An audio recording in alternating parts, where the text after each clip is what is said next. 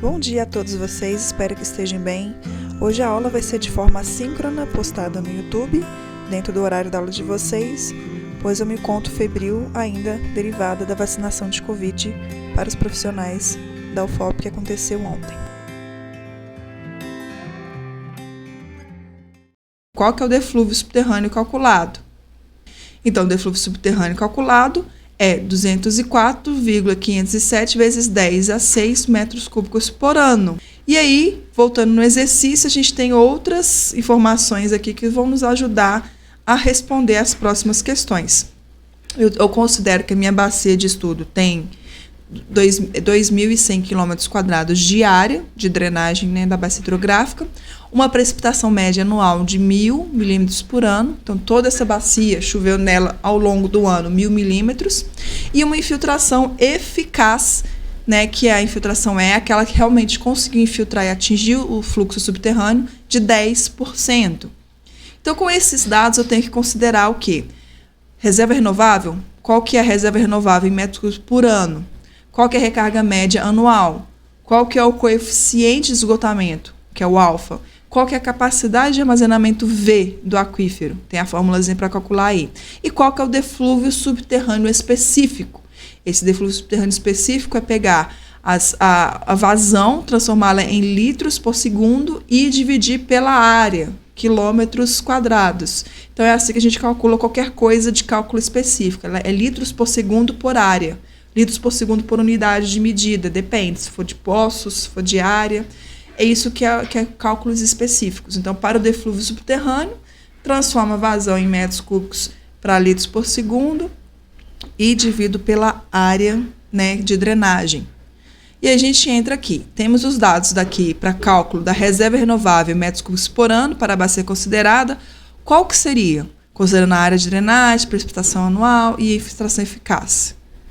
Ela seria o mesmo que eu já calculei para o deflúvio subterrâneo calculado, porque esse deflúvio aqui nada mais é que o escoamento realmente subterrâneo, mensalmente. Então, quando a gente pegasse o hidrograma lá, inicial, nós estamos calculando abaixo da linha de escoamento de base todos os volumes e somando ele. Então, eu já fiz a minha reserva renovável quando eu calculei o deflúvio subterrâneo. Então, o meu valor é 204,507 vezes 10 a 6 metros cúbicos por ano. Tá? E qual que é a recarga média anual? Eu tenho aí a precipitação, tenho a infiltração. Como é que eu faço? Eu vou pegar a área de drenagem, transformá-la em metros, porque ela está em quilômetros quadrados, transformá-la em metros quadrados, que vai dar aí 2.100 vezes 10 a 6 metros quadrados, vezes 1 metro. Este 1 metro é 1 milímetro por ano que choveu. Então, 1 milímetro dá 1 metro de coluna d'água, né? 1 milímetro transformando dá 1 metro, vezes a porosidade eficaz, que é 10%. 10% é 0,1. Então, eu multiplico todos esses valores, eu chego a 210 vezes 10 a 6 metros cúbicos por ano. Então, é essa recarga média anual que a minha bacia está tendo ao longo dos anos. Ela tem uma reserva renovável de 204 vezes 10 a 6 metros cúbicos por ano, mas ela tem uma recarga de 210 vezes 10 a 6 aí, metros cúbicos por ano, tá? Qual é o coeficiente de esgotamento? Então, a gente vai calcular o alfa. A gente vai lá no gráfico anterior, que a gente tinha lá, nós temos lá o QT, o Q0, pegamos o ΔT, o Δ0, pegamos esses valores, jogamos na equação do coeficiente de esgotamento, né? Então, a gente tem aqui quantos dias? São 8 meses. 8 meses nos dá 240 dias, tá? 1 sobre o ΔT, vezes 2,3 log de 10, que é o logaritmo, é o LN, o logaritmo neperiano. Então, a gente tem aqui os valores aqui das vazões, né? A vazão inicial e final, então QT, Q0, QT aqui. E a gente joga nessa equação e damos um valor que é por dia. Então, a unidade de coeficiente de escoamento é uma unidade por dia. Então, é 0,0053 por dia, ou dia menos 1, né? Então, esse aqui é o valor do meu coeficiente de esgotamento para essa bacia. E qual que é a capacidade de armazenamento V do aquífero? Então, V vai ser o que? O Q0 sobre o alfa. Então, a capacidade de armazenamento ela é dada por essa equaçãozinha.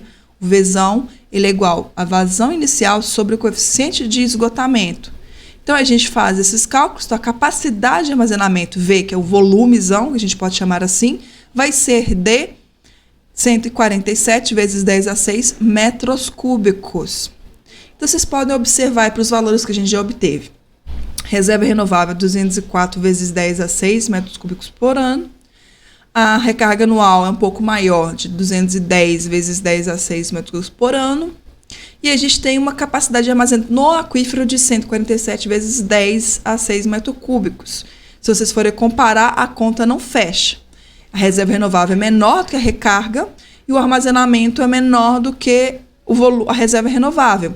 Então, se vocês observarem bem, fizerem uma analogia da bacia, do ciclo hidrológico da bacia, esse valor que não fecha é o valor que está mantendo a calha do rio perene o ano inteiro. É a vazão que está escoando pelo rio. Tá? Então, esse valor me diz que se eu tenho um armazenamento menor do que a reserva renovável, significa que essa água está sempre mantendo as drenagens perenes naquela bacia. Então, ao longo do ano, eu percebo que essa bacia é uma bacia perene, ok? E aí, qual que é o deflúvio subterrâneo específico? Né? A gente vai pegar, transformar a unidade que a gente tem aqui do deflúvio subterrâneo calculado, que é o Dzão aqui. Pego a unidade, está em metros cúbicos por ano, vamos transformar metros cúbicos em litros, que dá 1.000 litros. Vamos transformar o ano em dias, dias em hora, horas em minuto, minutos em segundo. Ok? Então, fazendo essa correção de unidades, dividimos pela área da bacia, que é 2.100, chegamos o valor de um deflúvio subterrâneo específico de 3,13 litros por segundo por quilômetro quadrado. Então, é o mesmo que eu dizer que a cada quilômetro quadrado, o meu aquífero está transmitindo, que é a transmissão do aquífero, um volume de 3,13 litros por segundo. É um valor grande por segundo, 3,13 litros por segundo. A velocidade pode ser lenta, mas é um volume considerável transmitindo ali, ok? E aí a gente chega no final do nosso probleminha, considerando-se 2 projetos alternativos de abastecimento de água para essa bacia, ou seja, eu quero captar a água subterrânea nessa bacia.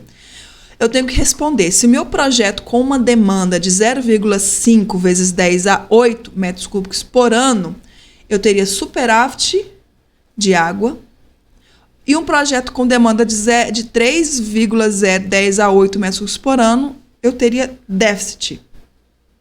Eu tenho que responder. Como é que a gente observa isso? Pegamos esse valor aqui da reserva renovável, que eu calculei, está aqui 204,5 vezes 10 a 6. Transformando isso, pulando 2 casinhas, está 2,04 vezes 10 a 8. Então, eu tenho um volume de 2,04 vezes 10 a 8 metros cúbicos por ano de reserva renovável, que é a água que está sendo transmitida do aquífero, não é aquela água retida nos poros, que eu consigo ver ela sendo transportada, transmitida no aquífero, e eu consigo extraí-la naturalmente, por bombas ou por captação de poços, etc. Então, desta água, desse volume, uma demanda de 0,5, eu vou ter superávit? O que eu respondo? Sim. Eu faço um menos o outro, então 2,04 menos 0,5 vai me dar equivalente aí a 1,5, 10 a 8 sobrando da minha reserva renovável. Então, eu não vou estar exaurindo o meu aquífero. E no outro caso, eu tenho 3,0, eu vou ter déficit? Sim, porque eu só tenho de reserva renovável 2,04 vezes 10 a 8 metros cúbicos por ano. E durante o meu ano, eu preciso de um projeto que tem uma demanda de 3,0 vezes 10 a 8. Então, está muito superior. Superior quanto? A quase 1. Então, quase 1 vezes 10 a 8 metros cúbicos por ano de déficit. Então, o projeto A eu conseguiria ter nessa bacia, já o projeto B eu não conseguiria ter nessa bacia. É por isso que a gente faz esse cálculo de reserva renovável, para a gente não prejudicar o aquífero numa questão de superexplotação e chegar no ponto de exaurir essas reservas renováveis, ok? Então, aqui a gente vai falar um pouquinho sobre a relação rio e aquífero. Então, são situações hidrogeológicas diferenciadas, tá? Então, para outras estimativas também do cálculo de reservas renováveis ou reguladoras, como algumas bibliografias também chamam, podemos aí estimar também, além da equação de Maillet, como tem um exemplo aí dado para vocês aqui, né, a equação de Maillet, para fazer que os cálculos, né, do VT e tudo mais, podemos também utilizar dados hidrometeorológicos e químicos, né? E aí, voltando, relembrando aqui das fórmulas, né, da nossa equação que eu já passei de exemplo, que a gente tem a vazão final, né, da curva de esgotamento da hidrograma, é igual a vazão inicial vezes E elevado a menos alfa T. E aí, quando a gente separa a alfa na equação, a gente fica com essa continha aqui. Por exemplo, se eu considerar uma vazão inicial de 49 mil metros cúbicos por hora, uma vazão final de 12.500 metros cúbicos por hora, num intervalo de tempo de 180 dias, eu substituindo esses valores aqui nessa equação, eu acho o meu coeficiente de esgotamento alfa igual a 0,00758 por dia, né? E este valorzinho aqui, desse alfa, ele pode ser utilizado, por exemplo, numa equaçãozinha de transmissividade, coeficiente de armazenamento e distância do eixo de simetria do aquífero ao manancial, que é o divisor de águas até o manancial.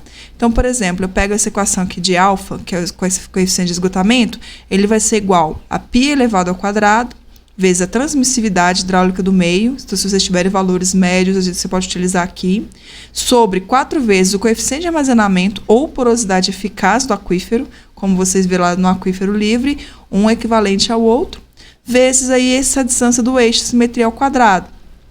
Então, esse valor aqui também nos ajuda aí a definir, tá, valores de coeficiente de esgotamento. E, ao inverso também, se você quiser, às vezes, obter transmissividade ou coeficiente de armazenamento de uma área, de um aquífero, se você tem esse coeficiente de esgotamento derivado de um hidrograma, você consegue obter ou um ou outro parâmetro aqui por esta equação.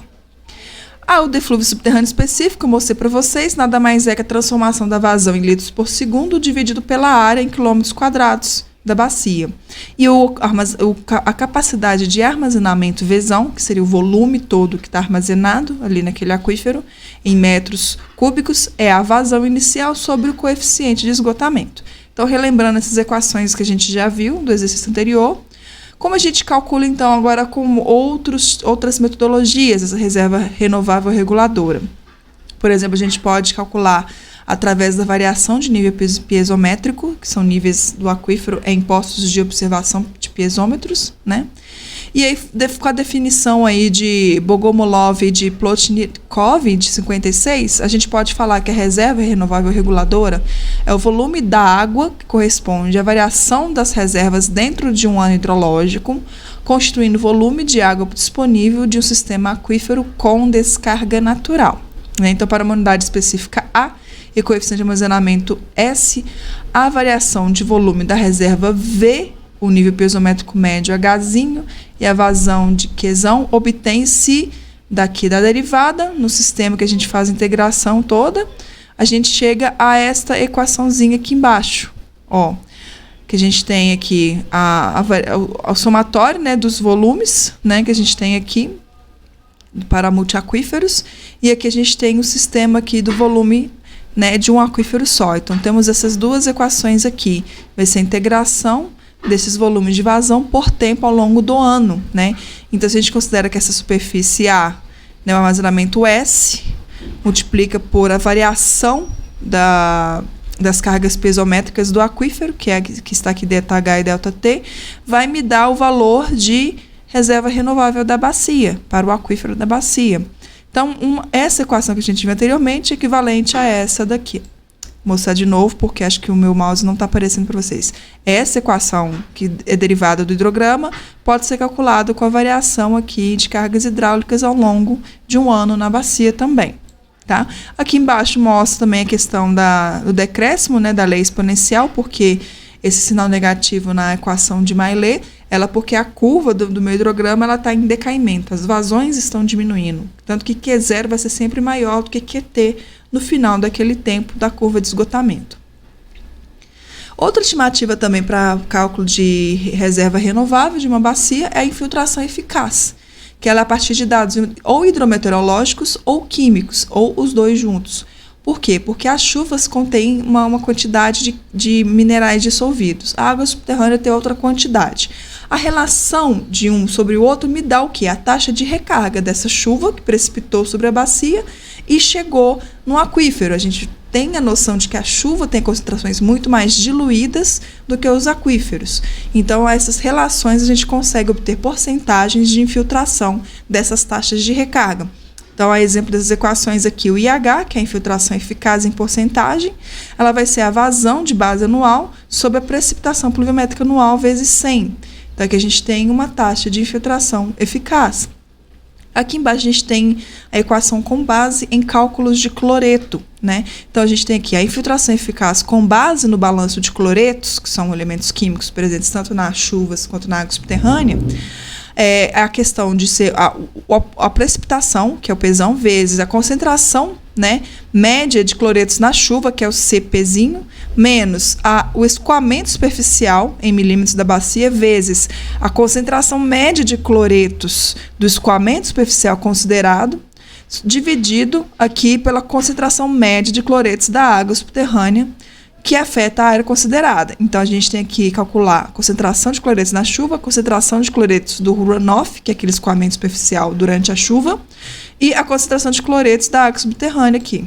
Tá? Então, tem esses três componentes aqui que tem que ser calculados, ou seja, análises químicas têm que ser feitas com essas amostras de águas aqui. E aí, a gente multiplica por 100, a gente tem aqui a porcentagem da infiltração com base no balanço de cloretos. Aqui embaixo fala assim, conhecendo-se a respectiva área considerada da bacia hidrográfica, o cômputo das reservas anuais poderá ser estimado como, por exemplo, aqui o volume, né, que é o volume total, que é igual a RR, então o Vzão e o RR são valores que a gente está almejando aqui das reservas renováveis, vai ser igual ou a infiltração eficaz vezes a precipitação vezes a área, ou vai ser igual a infiltração, né, eficaz por balanço de cloretos vezes a precipitação vezes a área. Então, nada mais é do que isso. Então, a gente tem o quê? Essas concentrações aqui nos ajudam também a calcular, a estimar esse valor de água que está armazenado ali nos aquíferos. Aqui é um exemplo, tá? Na bacia experimental de Joatuba, com a estimação de infiltração por balanço de cloretos. Então, só mostrando para vocês aqui todas as estimativas aqui nas duas últimas colunas aqui, o balanço de cloretos e o balanço aqui de infiltração e comparando os valores de um e outro, vendo que são valores muito próximos, tá? E aí você pode utilizar tanto um quanto o outro valor aqui para calcular aí o volume, né, de reserva renovável que existe nessa bacia. Então, aqui é só mostrando, então, essa relação aqui desses dados obtidos em campo, tá? E aí a questão das reservas renováveis e das reservas permanentes de um aquífero. Por que a gente tem essas duas definições? A gente tem aqui, nesse diagramazinho, mostrando aqui o embasamento, mostrando a base do aquífero. Então, tudo isso aqui é o aquífero. A superfície piezométrica do aquífero está aqui. E o IH aqui é a infiltração efetiva que realmente chega no aquífero. Infiltração de água derivada das precipitações.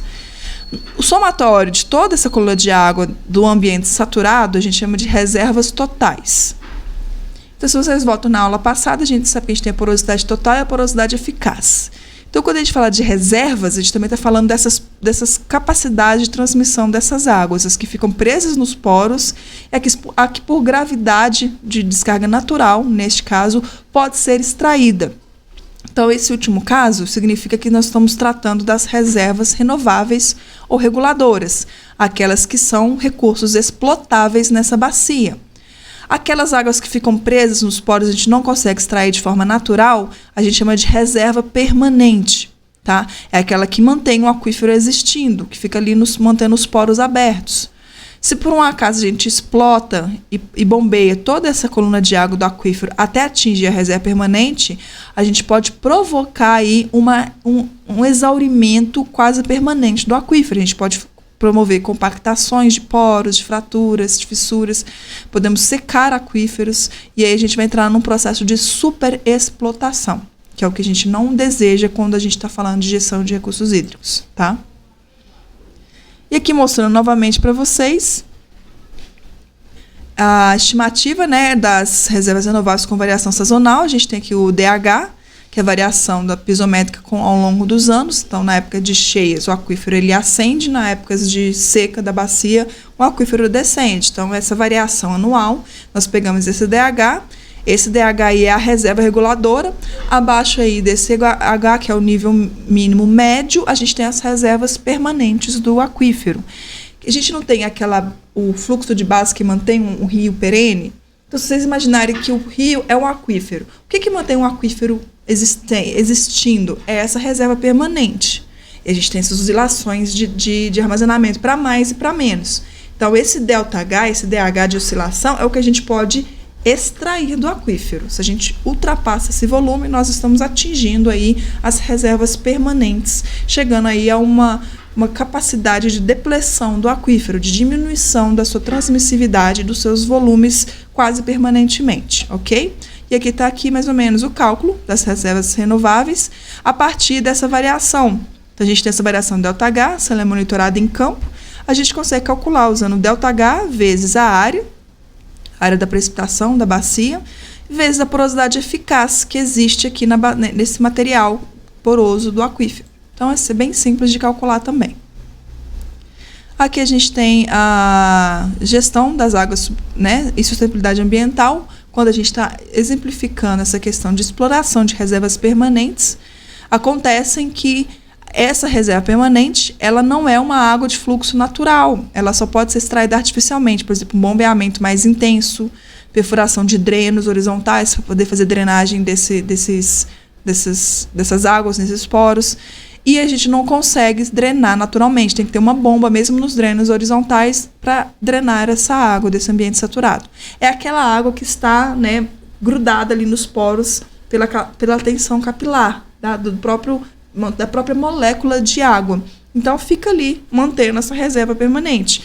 E o que consegue se mover, que na verdade é o que a gente chamaria de porosidade eficaz, é o que a gente, da transmissividade da água, aquilo que consegue passar pelos poros sem ficar preso por gravidade, ou por tensões ou atrito, essa água que sai é a água de reserva renovável. Então, numa explotação ou numa gestão de recursos hídricos subterrâneos, esses valores de RR e RP têm que ser levados em consideração para aquela bacia hidrogeológica. Aqui a gente vai falar um pouquinho sobre a relação rio e aquífero. São algumas situações hidrogeológicas diferenciadas e a gente consegue observar aí nesses desenhos que vocês têm aí o que a gente chama de interconectividade entre o rio e o aquífero. Então, existem dois tipos, o rio que é influente e o rio que é efluente para o aquífero. Então, eu vou explicar para vocês aqui alguns casos, espero que vocês consigam enxergar aqui na figura. Então, nesse primeiro caso aqui, nós temos uma superfície impermeável, a calha do rio está sobre essa superfície impermeável, e acima dessa superfície impermeável, né, desse material impermeável, que eu quero dizer, existe um aquífero, e esse aquífero tem uma superfície potenciométrica aqui. A superfície potenciométrica desse aquífero corta o terreno neste ponto, e toda vez que o nível de água corta o terreno, a gente tem o quê? A formação de nascentes. Ele está chamando de manancial. Nascentes ou fontes. Em inglês a gente chama de springs.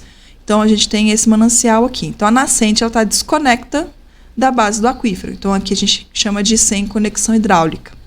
No exemplo B, nós temos todo o material poroso, o nível do aquífero está aqui, o nível do aquífero ele é equivalente ao nível do rio, da calha do rio, né, o nível máximo aqui do rio. Então, a gente tem uma conexão hidráulica e a gente tem a superfície piezométrica mais elevada que a cota do rio. Significa que a água dos aquíferos está sendo drenada para o rio. Então, se chama que é um rio efluente. Ele está efluindo o volume de água que vem dos aquíferos. Nessa terceira situação, nós temos o quê? Um rio desconecto, aqui ele está desconecto da superfície do aquífero, superfície potenciométrica do aquífero, e ela está mais baixa. Então, o rio está com uma superfície de nível d'água mais elevado que do aquífero regional. Significa o quê? Que o rio está perdendo água para o aquífero, se quer a superfície toda permeável. Então, está falando que o material entre ambos é permeável, então ele está drenando água para o aquífero. Significa que este rio é um rio influente. Nesse quarto caso aqui, a gente tem variações, né, do ambiente, que é também poroso, igual a esses dois casos aqui, porém, a variação sazonal faz com que ora o rio seja efluente, ora o rio seja influente. Choveu demais, a calha do rio encheu, o rio é influente. Época de seca, o aquífero está mais recarregado, a calha do rio está mais baixa, então o rio cede água para o aquífero cede água para o rio, aí é efluente. Então, Então, a gente tem essas variações durante um ano aqui hidrológico.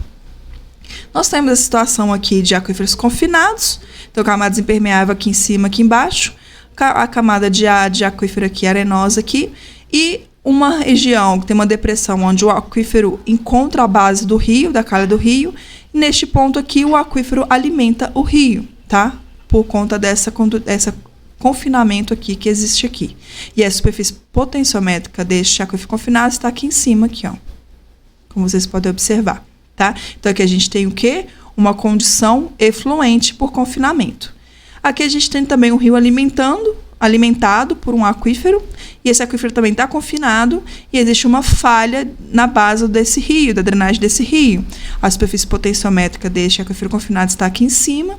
Então, a água aqui, quando desse aquífero encontra essa abertura, que seria essas fraturas aqui, ele vai ascender alimentando o rio também. Então, aqui é um rio efluente por confinamento, né, do aquífero. Então, a gente tem essas situações diferenciadas, pode ter uma ou outra diferente acontecendo, mas essas são as mais similares aí no nosso ambiente aí terrestre.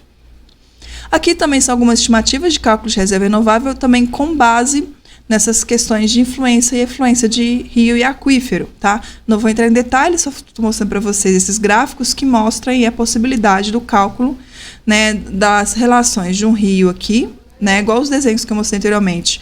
Aqui temos a parte do aquífero desconecto do rio, aqui o rio que é influente com o aquífero ao longo do ano, aqui uma camada impermeável confinando aqui o aquífero, aqui são duas camadas impermeáveis confinando o aquífero, mostrando essas variações. E aqui são os hidrogramas que a gente espera dessas situações aqui, medidas, né, na calha desse rio aqui.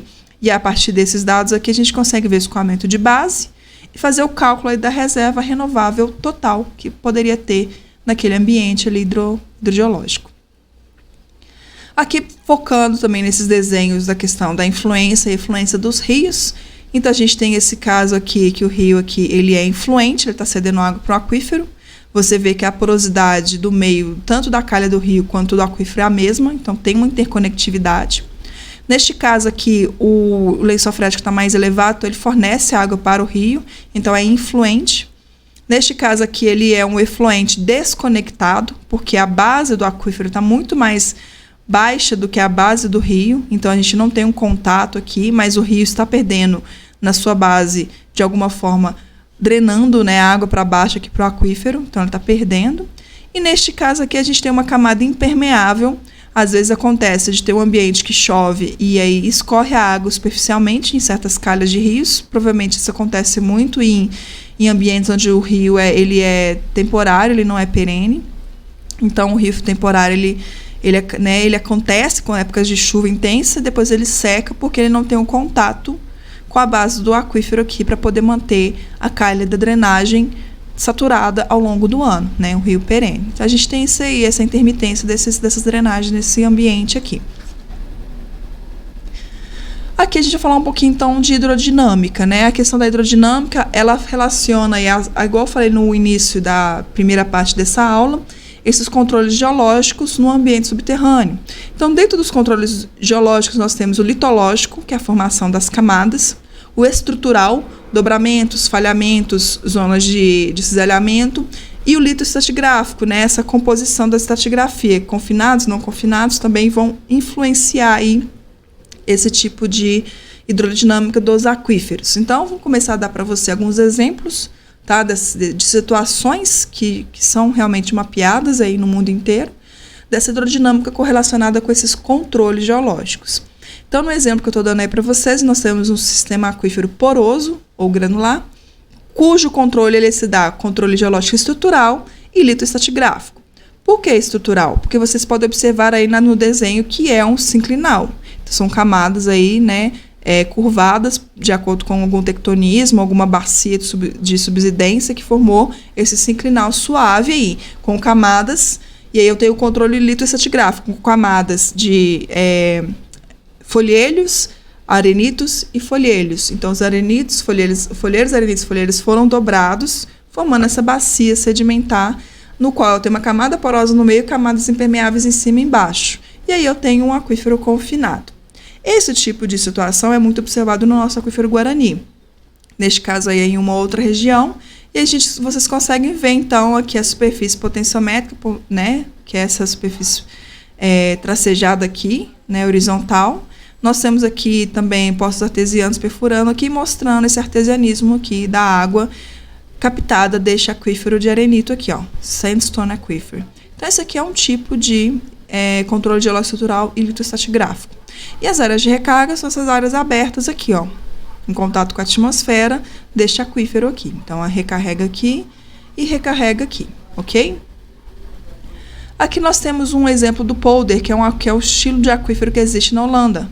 A Holanda ela tem um litoral, né, mais elevado do que o seu interior. Então, a gente tem níveis de água, né, superficial dentro da Holanda, que é o nível mais baixo que o nível do mar.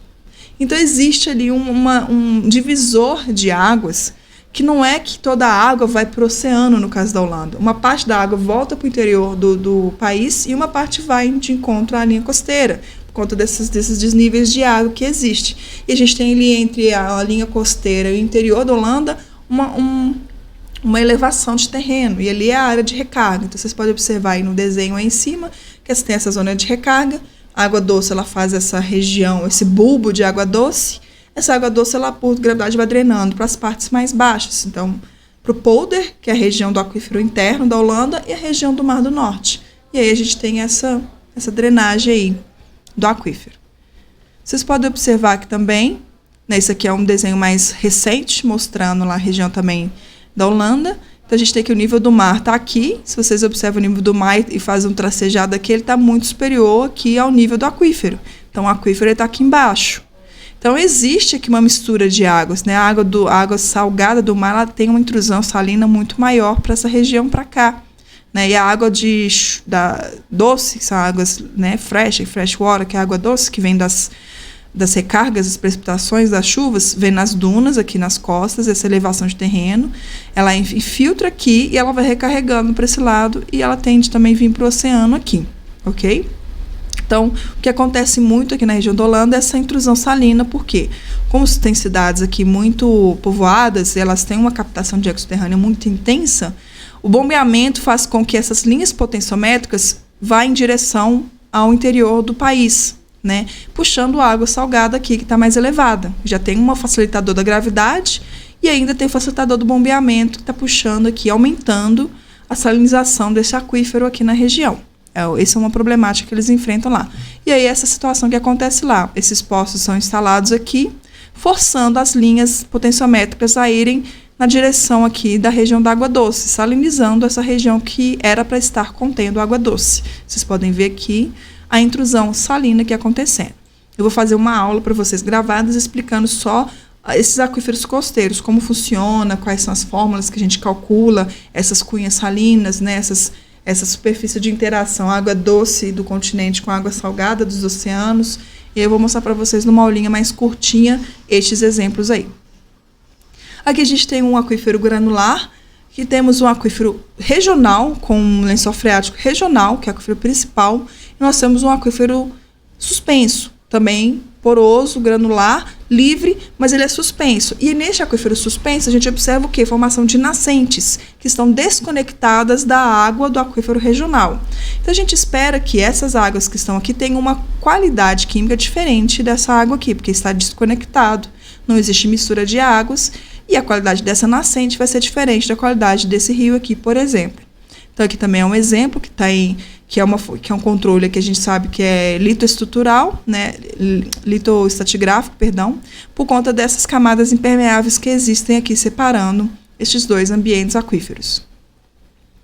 Aqui a gente tem um outro, né, um sistema aquífero fissural, fraturado, no caso é um fraturamento, né, que a gente observa aqui as fraturas aqui, a qualidade da figura não está muito boa, tá, gente? Mas é possível observar que a superfície potenciométrica, essas linhas pontilhadas, a gente tem aqui o nível do mar, litoral aqui, nós temos aqui uma costa mais elevada, né? Tipo, uma cadeia, né, rochosa aqui, que a gente tem, e essas pontinhas aqui, gente, essa bolinha com essa setinha significam nascentes. E a água vai filtrando aqui em cima, tá? Aqui tá vendo o topo desse morro de 650 metros de elevação, o nível do mar é 0. E aqui é o countryside, que é o interior aqui do terreno das cidades aqui do país. Então, a gente também tem essas inclinações das fraturas para essa direção, então forma nascentes aqui, mas temos fraturas também que interceptam a superfície do terreno. Então, quando a superfície da água infiltrando corta o terreno, a gente tem exudação de nascente aqui. Então, a gente tem 1, 2, 3 nascentes formando aqui.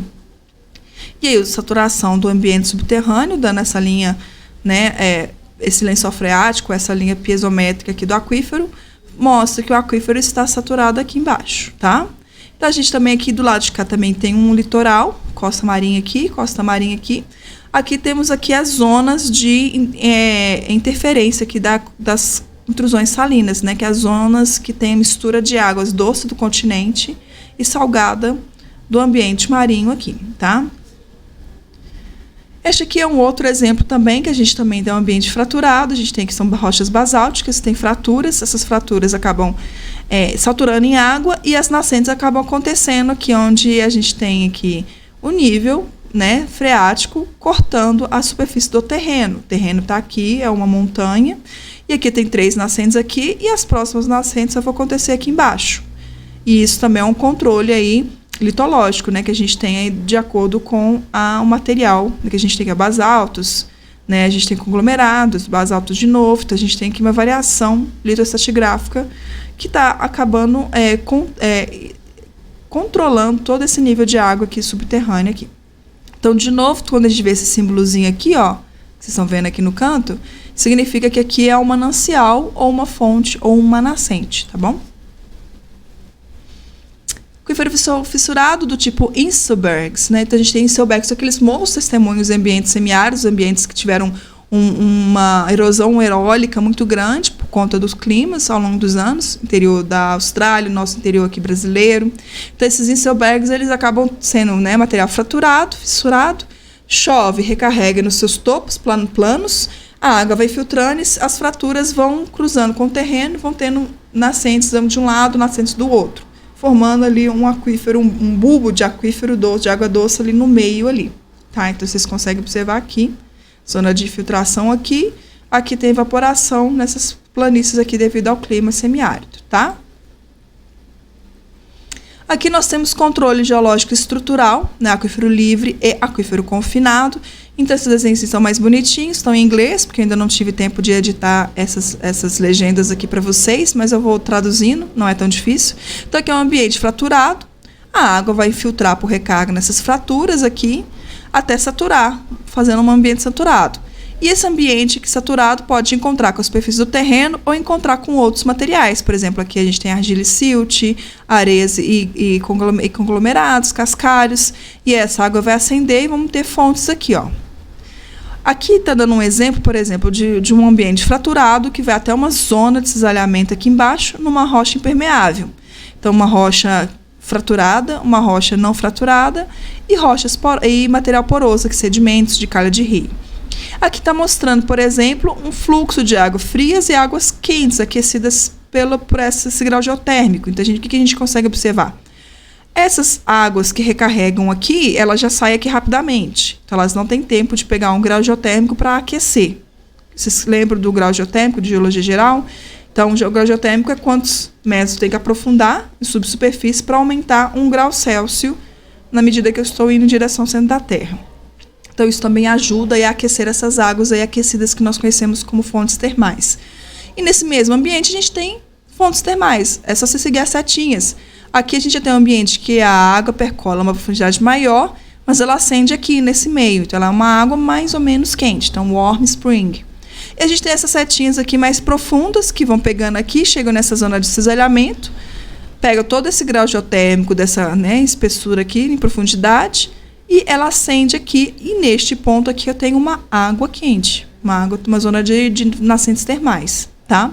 Então, essas são as situações que acontecem quando a gente tem águas quentes aí. Vamos olhar para esses cantos aqui. Então, a gente também tem aqui umas rochas porosas que são dobradas em meio a águas, a ambiente impermeável, que são essas listras aqui. E aí, o nível superficial aqui, né, do potenciométrico está aqui nesse nível. Então, aqui eu vou ter uma nascente. Neste outro caso, eu tenho dikes, que são rochas impermeáveis. Tem um ambiente aqui poroso. e os níveis d'água são interrompidos por esses diques. Então, onde tem a interrupção desse fluxo natural, eu vou ter uma nascente. Tá? Aqui eu tenho uma nascente aqui, e neste outro caso, uma nascente aqui. Neste ambiente aqui, eu tenho aqui um ambiente impermeável, uma falha, provavelmente uma falha normal, e aqui eu tenho material poroso, onde está o meu aquífero. Então, o nível de água está aqui, em subsuperfície. Quando ele atinge a topografia, ele não consegue fluir subsuperficialmente, então ele vai fluir superficialmente. Forma mais uma nascente.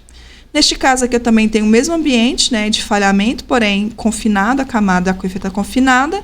Tem esse padrão de falha normal.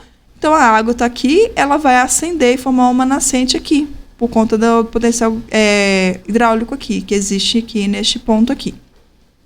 Na situação do A, uma camada de baixa permeabilidade aqui embaixo, o nível do aquífero está aqui, o terreno faz essa depressão, e onde eu vou ter nascente? Aonde a superfície do freático ou potenciométrica corta a superfície do terreno. E aí eu vou ter a exudação de nascentes, no aparecimento de nascentes. A situação aqui ela é bem mista. Tem um aquífero suspenso, um aquífero livre e um aquífero confinado. O aquífero suspenso ele drena para o aquífero livre, que é semi-regional, e ele não está em contato com o aquífero confinado. Então ele vai ter uma nascente aqui. Essa nascente vai escorrer, provavelmente em drenagens pequenas na superfície, e encontrar com o nível de base que existe aqui no local, que é o rio. E esse aquífero confinado, ele vai drenar aqui, ele vai ter aqui a sua nascente nesse ponto, que vai também escoer superficialmente ou por esses aquíferos mais baixos aqui que estão alimentando o rio. Então, tudo vai nessa direção, em direção ao ponto de nível mais baixo aqui, tá? Pode ser um rio, pode ser uma lagoa e pode ser o oceano, o nível do oceano no ambiente de costa, tá? Aqui, falando do ambiente, que a gente tem, assim, aquíferos livres e confinados. Então, aqui a gente tem a pluviometria que acontece aqui. Perdão, voltando.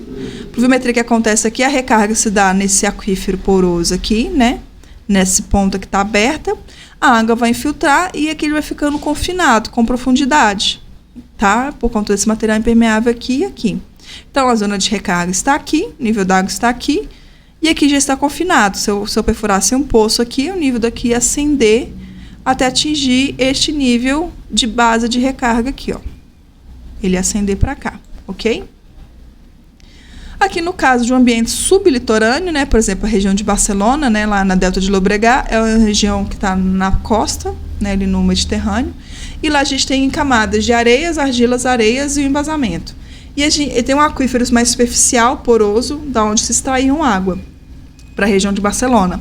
E esse nível desse aquífero mais superficial, ele rebaixou muito rapidamente, fazendo com que tivesse uma intrusão ou uma cunha salina do mar para dentro do aquífero, contaminando o aquífero com água salgada. E aí ficou inviável o abastecimento da população com água salgada. E aí eles pensaram, ou a gente faz uma recarga artificial com água doce de chuva para empurrar essa cunha salina de volta ao mar, ou a gente busca uma outra fonte.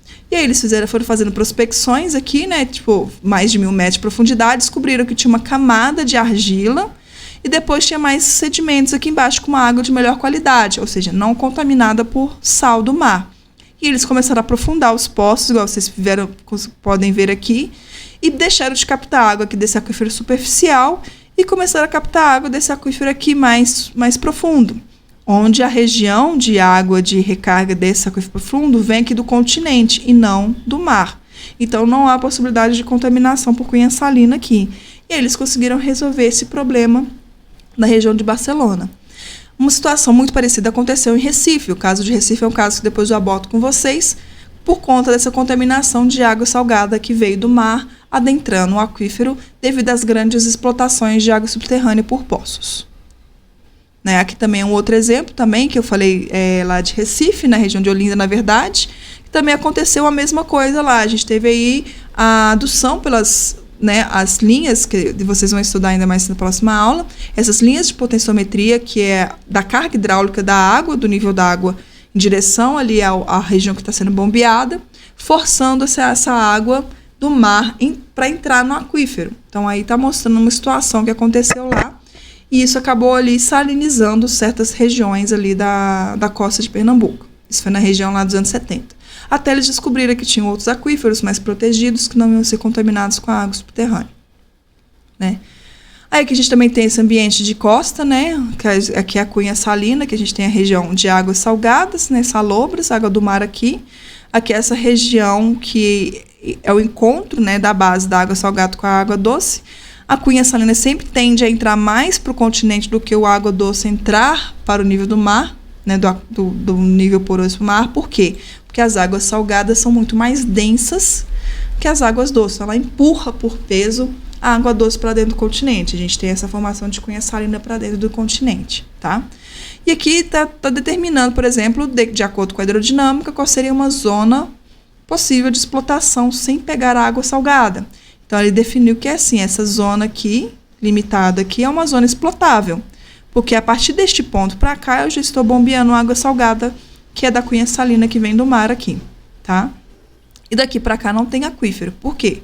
Olha a superfície potenciométrica aqui, gente, ó. A gente observa aqui não tem água, aqui está seco. A água está aqui, ó. O aquífero está aqui.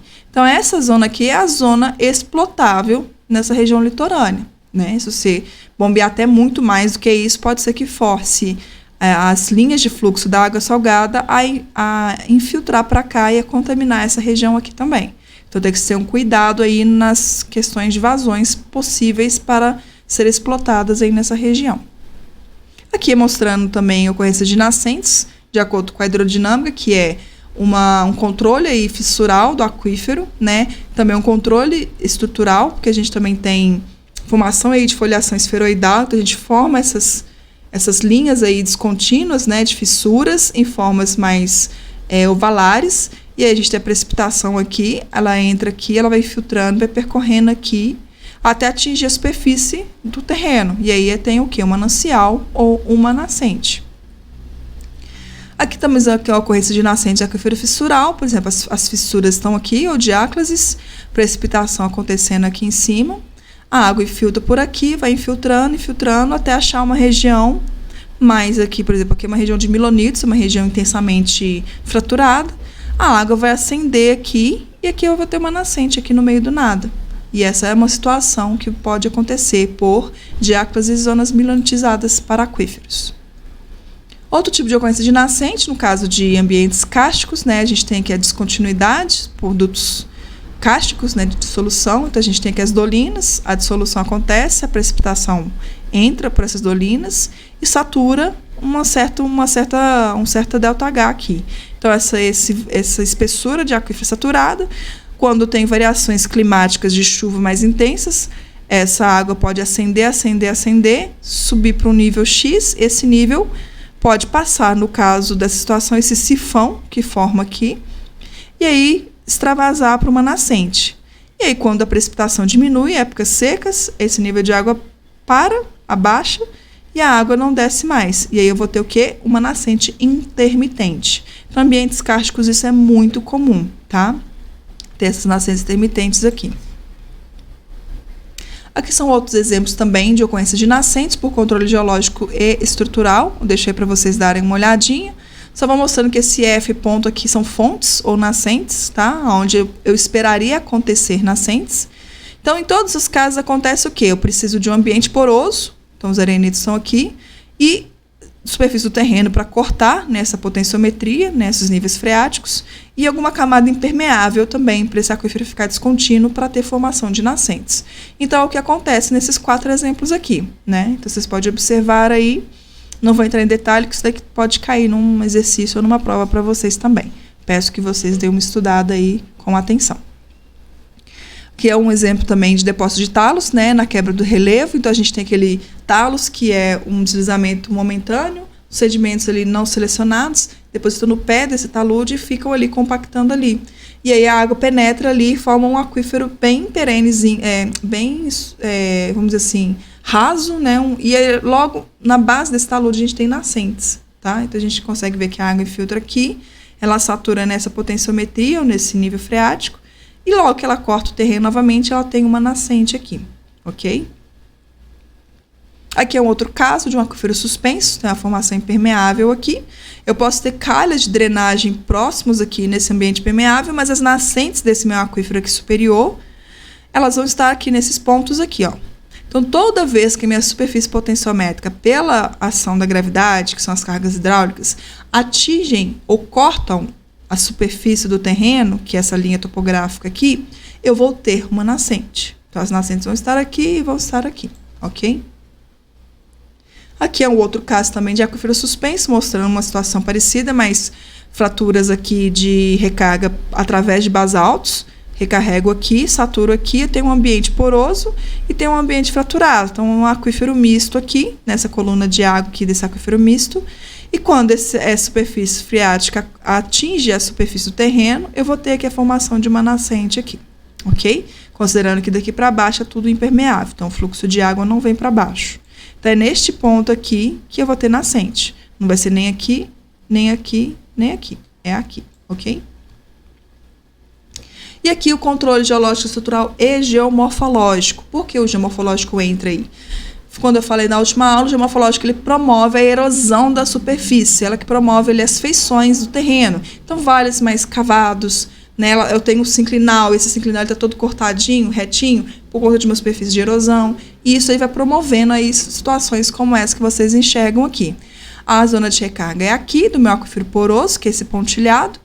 É um arenito. Esse arenito vai carregando, fica um ponto que ele é confinado, que a superfície potenciométrica dele vem cá para cima. Depois ele fica livre de novo. E neste momento que o aquífero se torna livre, devido às cargas hidráulicas aqui, ele vai extravasar. E ele extravasa em forma de nascentes.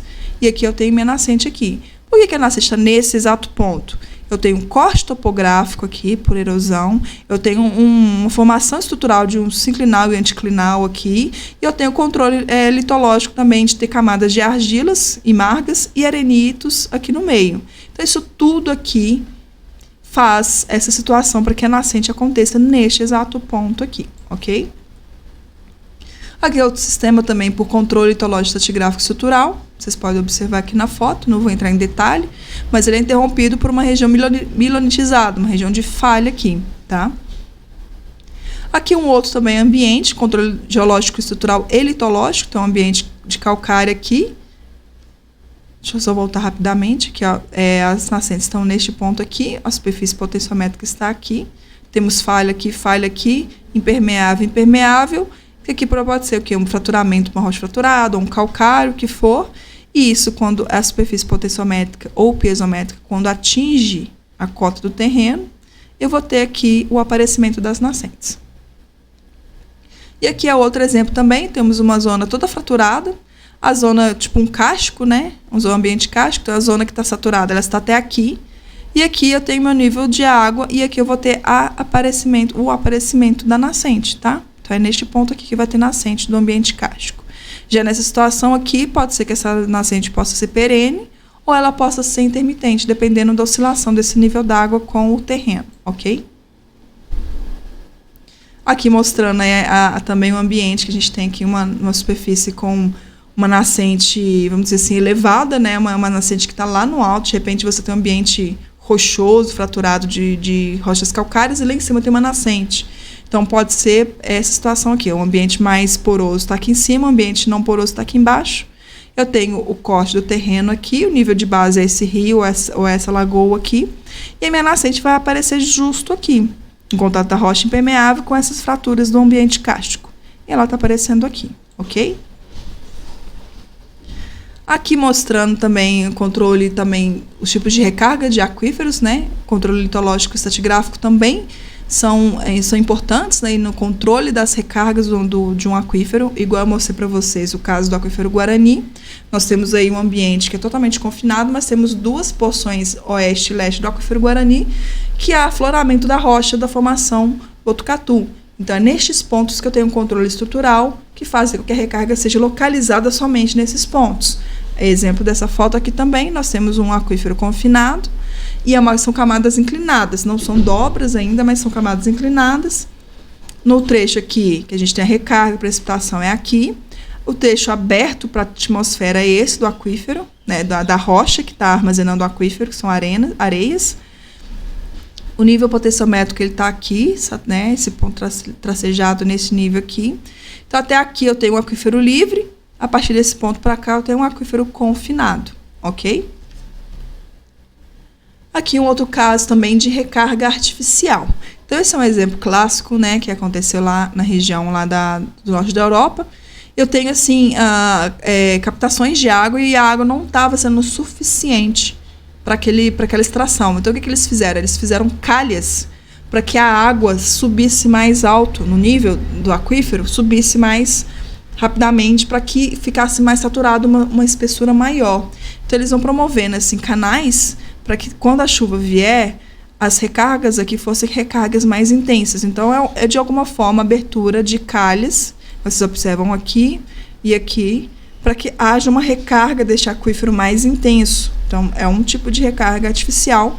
Para quê? Para promover que na base que eles estão captando água, uma elevação do nível. Então, fazendo esses canais aqui, captando mais águas aqui nessa região de recarga. Na minha região de descarga, o nível de água subterrânea vai ser mais elevado, ok? E aí eu vou terminar essa aula com vocês. Todo esse conceito que eu passei hoje, ele está no livro Hidrogeologia, Conceitos e Aplicações 2.1, 2.2. Em seguida vai ter atividades no Moodle. Fiquem aí atentos, tá bom? E até a próxima aula, gente.